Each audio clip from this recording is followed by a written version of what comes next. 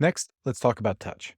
Now, touch, I realize, is a really tricky subject. We live in a society where people are often made uncomfortable by unwanted touch. Instead of comfort, touch can be an attempt to express dominance or it can be a romantic advance, or both. And in that cultural context, it is okay to be totally uncomfortable with touch. It's likely that it will be a hard line for many of you, as well as many of your clients. But it's also important that you understand touch because touch can vary a lot culturally. To give you context here, researchers have found that in England, close friends in conversation rarely, if ever, touch each other during an hour-long conversation. In mainland US, close friends might touch each other on the arm or the shoulder twice.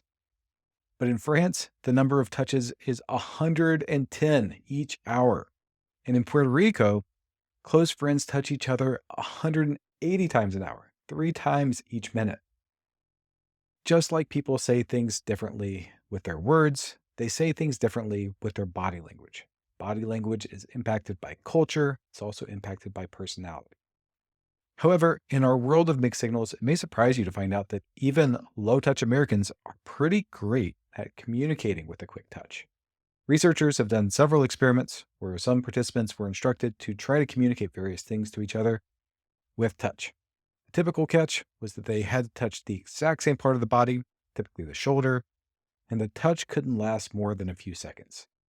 Given those constraints, the researchers have found that participants successfully are able to communicate the emotions of love, comfort, compassion, determination, camaraderie, and gratitude. Often their touch was more effective at communicating those emotions than their words were when given both options. So tread carefully and hold your boundaries, but be aware of how powerful touch can be and tune into your intuition. At the very least, taking a moment to set a clear intention for a handshake at the beginning of a meeting is worth the time it takes. What are you trying to communicate when you shake your client's hand? Have you ever thought about it? If not, you might be sending messages that you aren't aware of.